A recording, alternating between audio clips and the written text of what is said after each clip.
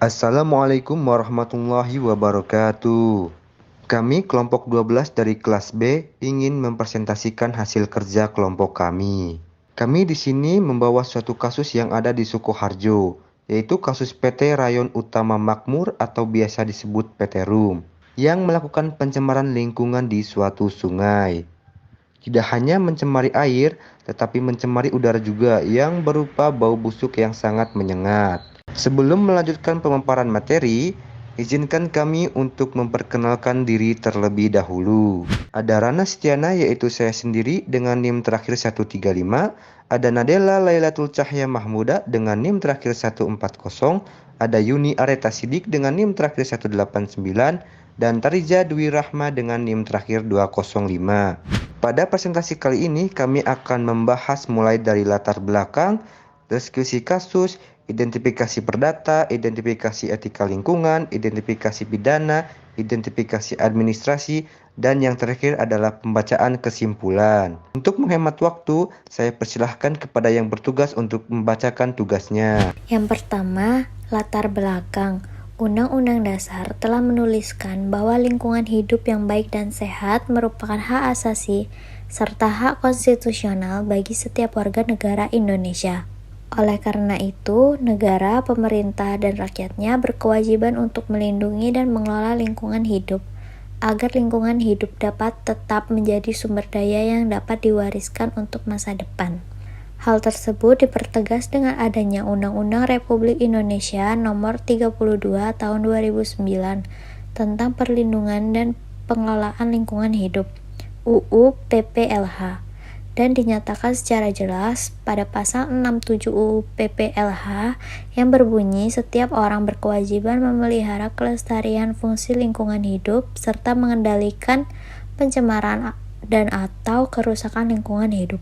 Kasus mengenai permasalahan di alam dapat dilihat pada keadaan laut, hutan, atmosfer atau udara, air, tanah yang bersumber pada perilaku manusia yang tidak bertanggung jawab. Manusia adalah sumber utama terjadinya pencemaran dan kerusakan lingkungan hidup. Pembahasan selanjutnya adalah deskripsi kasus pencemaran lingkungan oleh PT RUM di Sukoharjo. PT Rayon Utama Makmur atau RUM yaitu perusahaan yang berhubungan dengan PT Sri Rezeki Isman Tbk atau Sritek. PT RUM berlokasi di Desa Plesan, Nguter, Sukoharjo dan produksi utamanya mengenai kapas sintetik. Dalam mengelola bisnisnya untuk memasok serat rayon, perusahaan tersebut ternyata menghasilkan limbah industri berupa polusi udara yang cukup meresahkan masyarakat sekitar. Selain itu, PT RUM juga diketahui sering mengeluarkan limbah cair berwarna kuning, hitam, dan keruh. Tidak hanya bau busuk, limbah cair yang dihasilkan PT RUM juga mencemari air akibat pipa pembuangan limbah cair yang berada di sungai tersebut. Pipa pembuangan tersebut masuk melintasi aliran Sungai Gupit hingga pembuangan akhirnya di Sungai Bengawan Solo. Hasilnya, air sungai tercemar akibat kebocoran pipa fiber yang berisikan limbah cair hasil produksi serat rayon. Pipa pembuangan limbah yang bocor melewati aliran Sungai Gupit sehingga menyebabkan air sungai menjadi berwarna hitam dan berbusa. Limbah tersebut menyebabkan ikan-ikan di sungai tersebut mati. Dampak pipa bocor tidak hanya mencemari air sungai, tetapi juga merusak beberapa lahan sawah warga. Masyarakat sudah melakukan berbagai upaya untuk melawan pencemaran tersebut, mulai dari melaporkan kasus tersebut ke Dinas Lingkungan Hidup yang berada di Sukoharjo, DLH Sukoharjo, hingga Kementerian Lingkungan Hidup dan Kehutanan Pusat, KLHK, serta aksi massa, namun usaha tersebut belum pernah melahirkan hasil yang memuaskan bagi warga yang terdampak. Identifikasi instrumen hukum perdata. Perihal dasar penyebab adanya gugatan ganti rugi dalam ranah peradilan umum dapat ditemukan pada buku ketiga KUH Perdata, yaitu mengenai perikatan hukum mulai pasal 1365 hingga pasal 1380 KUH Perdata. Hal-hal yang harus ada untuk mengajukan tuntutan ganti rugi berdasarkan pasal 1365 KUH Perdata adalah yaitu terjadinya PMH, terjadinya kesalahan baik kesalahan disengaja ataupun kelalaian akan diberi sanksi yang serupa. Terjadinya kerugian dan terjadinya hubungan sebab akibat. Perihal hak untuk menuntut terhadap orang yang menderita kerugian karena perbuatan suatu pihak yang diduga melakukan pencemaran atau perusakan lingkungan hidup dapat ditemukan pada pasal 91 ayat 1 UU PPLH. Ketentuan ini dapat menjadi dasar untuk melakukan gugatan class action. Dalam sidang mediasi di Pengadilan Negeri Sukoharjo, masyarakat Sukoharjo memberi 6 poin usulan. Yang pertama, PT RUM melakukan permintaan maaf kepada masyarakat disertai penerbitan berita di majalah lokal atau nasional selama 3 hari berturut-turut. Kedua, meminta PT RUM untuk memberhentikan produksinya atau mengganti dengan produksi suatu hal yang tidak membahayakan lingkungan hidup. 3. Masyarakat meminta pipa pembuangan limbah untuk diangkat karena berdampak buruk pada masyarakat dan lingkungan. 4. Masyarakat meminta ganti rugi sebesar 5 miliar diperuntukkan untuk membangun rumah sakit gratis. 5. Masyarakat meminta dana 5 miliar untuk memperbaiki Sungai Gupit hingga Sungai Bengawan Solo yang telah rusak akibat adanya pipa pembuangan. 6. Apabila pihak PT RUM menyetujui ini dan tidak melaksanakan apa yang telah ada, maka aset PT RUM akan menjadi milik masyarakat. Namun dari pihak PT RUM menolak dengan alasan tidak bisa memenuhi penawaran masyarakat hingga akhirnya masyarakat melayangkan gugatan ganti rugi kepada PT RUM dengan tuntutan material 499 juta rupiah dan imaterial 1,85 triliun rupiah. Identifikasi etika lingkungan. Istilah etika berasal dari bahasa Yunani yang berarti ethos, yang memiliki arti norma atau kaidah untuk tingkah laku manusia yang baik. Terdapat beberapa aspek yang harus dicermati dalam etika lingkungan hidup.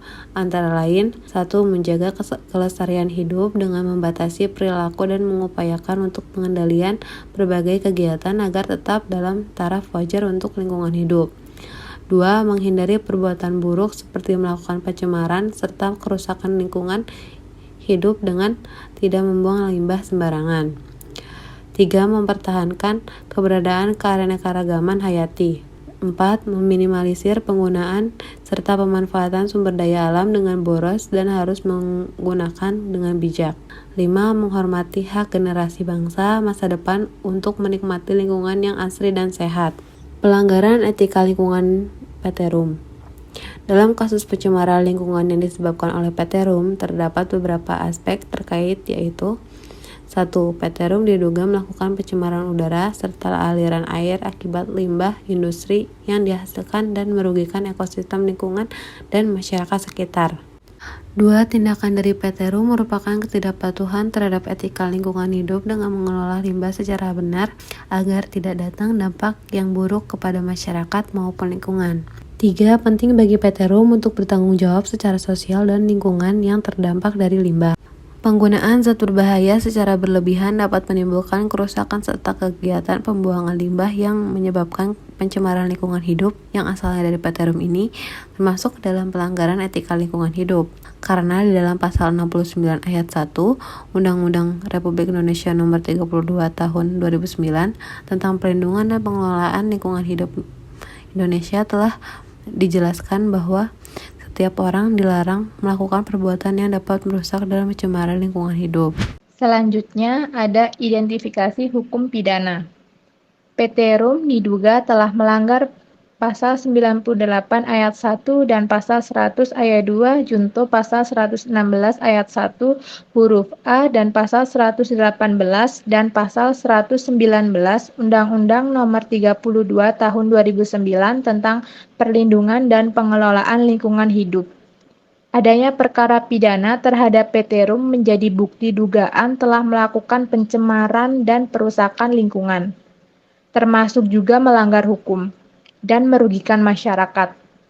Meski PT RUM terbukti mencemari lingkungan dan membahayakan kesehatan masyarakat, namun tidak ada efek jera terhadap perusahaan tersebut karena belum dikenakan sanksi yang berarti. Penuntutan kasus pencemaran lingkungan PT RUM mengkritisi lemahnya penegakan hukum pidana terhadap perusahaan tersebut. Peristiwa pencemaran yang dilakukan oleh PT RUM Sukoharjo tidak dapat diselesaikan secara pidana berdasarkan hukum yang berlaku.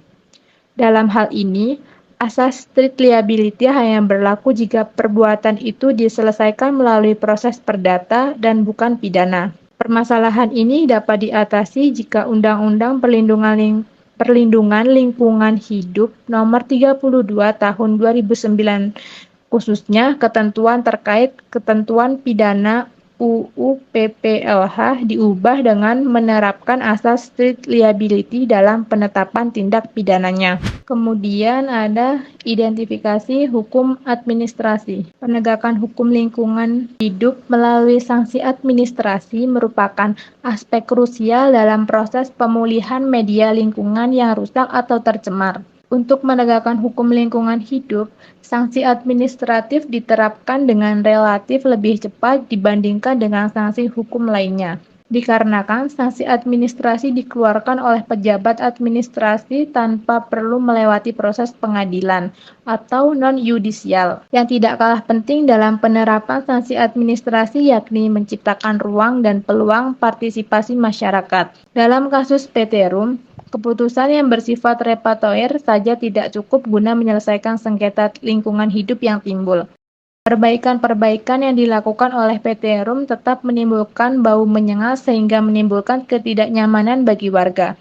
Maka, para pejabat TUN perlu melakukan terobosan-terobosan baru dalam melaksanakan putusan-putusan administratif yang sifatnya punitif atau menghukum. Sanksi administratif ini bertujuan untuk menambah penderitaan bagi pelanggar. Pemberian sanksi punitif bukan untuk membuat pelanggar hukum menghentikan perilakunya, melainkan diberikan karena seseorang telah melakukan perbuatan melawan hukum. Berdasarkan sanksi tersebut, meskipun pelaku memperbaiki perilakunya dengan menghentikan pelanggarannya, secara teoritis sanksi akan tetap dikenakan. Pencabutan izin bukan bertujuan untuk memperbaiki perbuatan melawan hukum tersebut dan memulihkan keadaan hukum negara sebelum terjadinya pelanggaran, tetapi untuk menghukum pemegang izin dengan pencabutan hak untuk melakukan perbuatan tertentu yang dimiliki.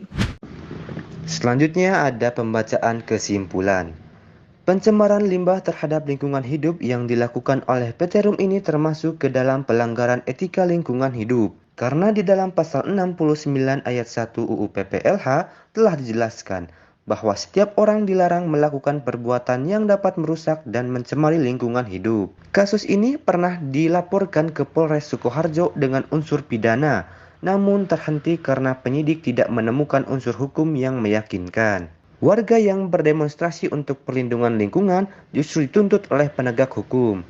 Tindakan mereka yang merusak fasilitas PT Rum serta dugaan melakukan provokasi di media sosial dihukum pidana. Sedangkan PT Rum yang melakukan pencemaran lingkungan sehingga dapat membahayakan kesehatan warga dianggap perkara yang seolah cukup hanya diselesaikan dengan santunan dan pengobatan. Pada sengketa PT Rum sudah ada keputusan administrasi yakni dengan diterbitkannya keputusan Kepala Daerah Sukoharjo dengan nomor 600.1/207 tahun 2018 Perusahaan Industri Tekstil PT Rum Sukoharjo. Keputusan ini dikeluarkan berdasarkan surat Presiden PT Rum nomor 12-Rum-DIR-2-2018 tanggal 18 Februari 2018 yang konten utamanya adalah PT Rum akan menghentikan sementara kegiatan produksinya mulai tanggal 24 Februari 2018 karena tidak mampu menghilangkan bau yang menyebar di warga sekitar. Namun hal itu tidak cukup karena sampai sekarang limbah yang ada di sungai itu masih mengganggu masyarakat. Dalam proses penyelesaian kasus ini, masyarakat Sukoharjo sudah berkali-kali mencoba untuk melakukan negosiasi dengan pihak PT Rum. Namun tidak ada hasil yang menyelesaikan kasus ini hingga masyarakat Sukoharjo menggunakan instrumen hukum perdata yaitu meminta ganti rugi atas terjadinya pencemaran lingkungan tersebut.